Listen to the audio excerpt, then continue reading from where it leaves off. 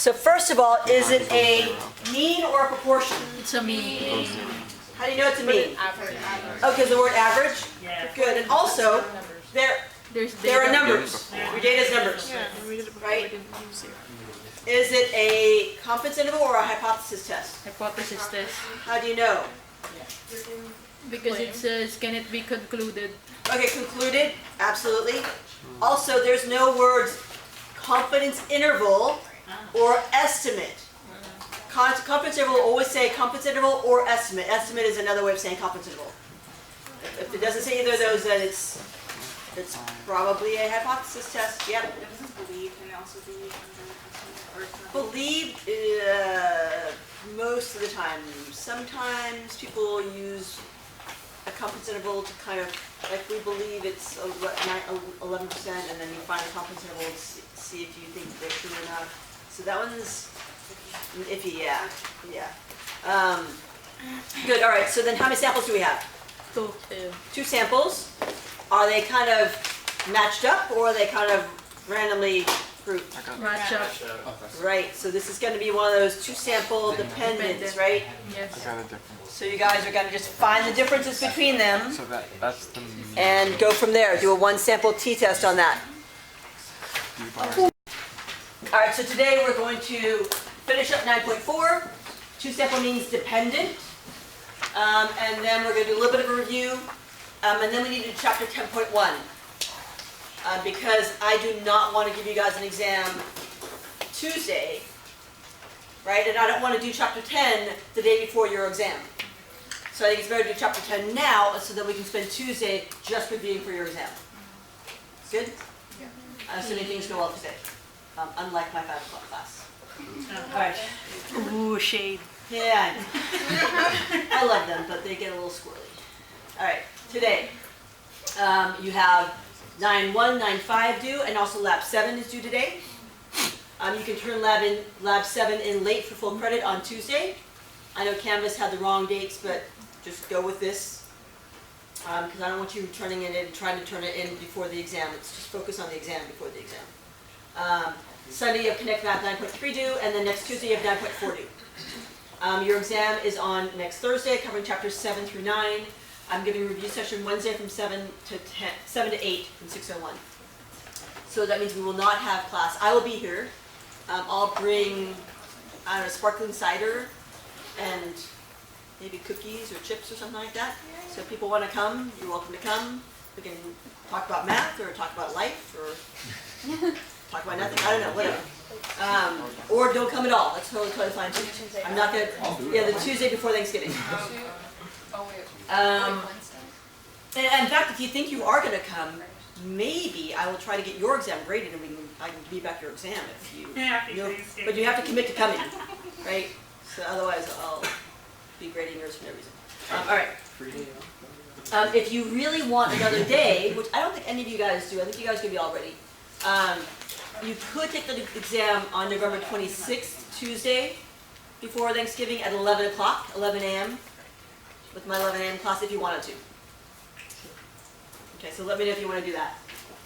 I do have only like 7 spaces in that class, so, or, well, actually I think I have like 10 spaces because there's some DSPS stuff going on. All right, dependent samples. How about Daniel? Example, matched pairs of heights of U.S. presidents and heights of their main opponents. Since there is a relationship as a basis for matching the pairs of data, this data consists of dependent samples. Great. So again, it's when your data is matched up in pairs, right? So you know that that's a president and his opponent. So then it makes it really, really, really simple. The hardest part is kind of figuring out that it's a dependent, and really it's not hard. So if you look at it and you see data matched up either this way or this way, they're matched up, then you're like, oh look, and you kind of read through it and say, oh yeah, totally matched dependent, right? They're matched up. So as long as you can see that, see height of the president, height of their opponent, those guys are connected. There's a relationship there. Then that's kind of the hardest part, is just recognizing that, or remember to look for that, and then it's super simple. Then all you gotta do is find the differences. 19, negative 12, 8, 0, 1. All these little d's, all these little differences. And then you're just gonna run a one sample t-test on these differences. Right. And remember that here we're looking at H naught of, looking at an H naught where mu d is equal to 0. Please, please, please do not confuse this with your lab 7, where your mu is equal to whatever your claim is. Here we're claiming that the difference is 0. If your claim is that the age is greater than 25, then you would put mu is greater than 25. Do you guys understand? Your mu d would be 25. If your claim is that people live 15 miles from school, then your mu naught would be 15. Did I say that right, mu naught? So yeah, so age mu naught would be 25. Here, mu naught would be 0. In this case, our mu naught is 0. But like here, if your claim is that you study less than 12 hours a week, then your mu naught is 12. So for chapter 8 stuff, people are getting confused with chapter 8 because we've introduced this, where our mu naught is 0. This is a special case. It only occurs with dependent samples. In regular chapter 8 stuff, your claim is your mu naught. Your claim's your mu naught. Here we're claiming that the difference is 0, so that's why 0 is our mu naught. Good? Okay. I thought I should make that clarification since you were getting a little lost with that. So here we're saying that, let's see, I think the thing here was that if you're saying that the difference is, if you're saying that the height of the president is greater than his opponent, then the difference would be positive.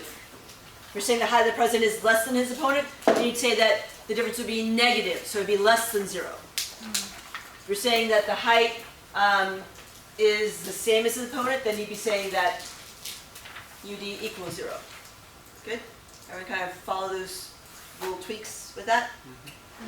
That's the only thing that's kind of a little bit, you got to kind of work with a little bit. Here's the notation, right? D is all of those little differences. UD is the mean of those differences that we're trying to guess at, or we're attempting to sort out. This you could really think of as x bar sub d, s sub d. So this is your mean of those little d's. This is the standard deviation of those little d's, and n is the number of those little d's you have. How many you have? How many little d's do I have here? Good question. I have 1, 2, 3, 4, 5 in this case. Okay. And the only other thing that is unusual is, like I said before, here we're having our regular one sample t-test. Your x bar, in this case your xd, sorry, your x bar, in this case your d bar, which you can think of as x bar sub d.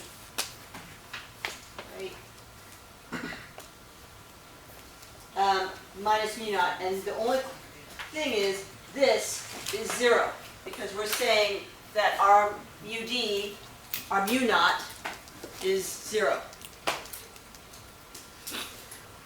All right, and then divided by s over s square root of n.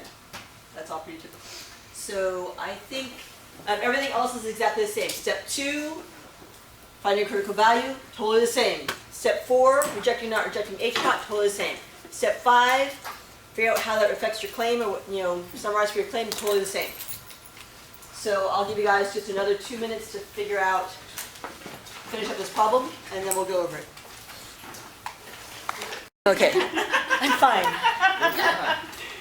So here's the thing. You guys have got kind of hard numbers this time, right? So stat,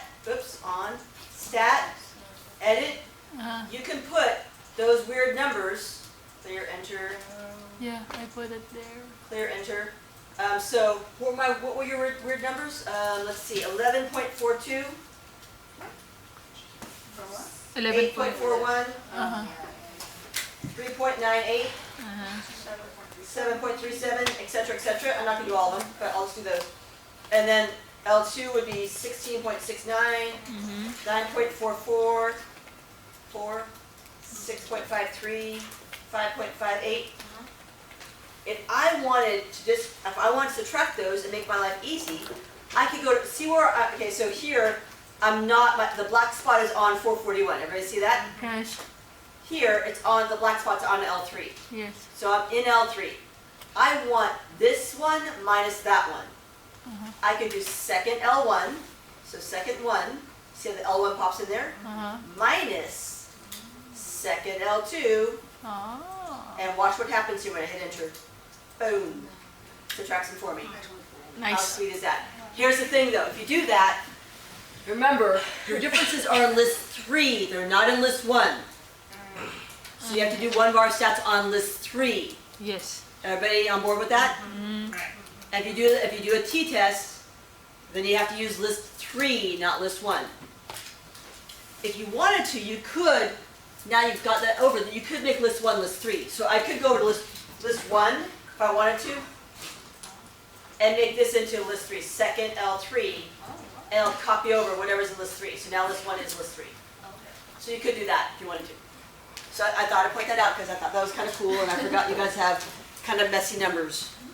The exam will not have messy. Okay. That was all. That was on. So you guys For listen like the up. last half of it. Haley's gonna explain what you did. Haley, go ahead. So after I subtracted all the differences, I inputted those numbers into my list, and for H naught, I got mu B equals 0, and then for H1, I got mu B is less than 0. Why'd you get less than? Because it said for the banks was less 3 years ago. Was less than. Yep, was less. Good. And then for my degrees of freedom, I did 9 minus 1 because there was 9 categories. And the alpha is 0.05, and then I looked on the chart and I got negative 1.860. And then once I put that into the calculator, the mean was negative 1.08. Okay, so your X bar D was negative 1.08, and your S was 1.94. 1.94. Great. And then I divided that by the square root of 9, Mhm. which gave me negative 1.67. So this is your test stat. Great. And then I drew the chart, and it's not guilty, so I put do not reject H naught because there's not enough evidence to support the claim. Great. Perfect. All right. Yay. Thank you. Oh wait, but you have to put claim that. I was Right. gonna write more, but I was running out of I see. That thanks. Deposit Deposited less. less 3 years ago. Okay, good. All right. Everybody, good? Yeah. For the fourth part, if we just say do not reject, are we gonna get like a point? Yes, you're gonna get put knocked off. Do not reject H naught. I don't know if we're talking about the claim or H naught or what if you even know what you're doing. If you don't put H naught, you're gonna lose a point. Does everybody understand that?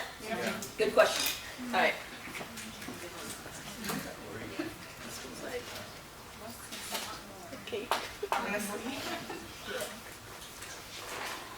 This is our this was your project, sorry, your last problem, last class, which we did not finish. So finish it now. Perfect. I also did that. Oh my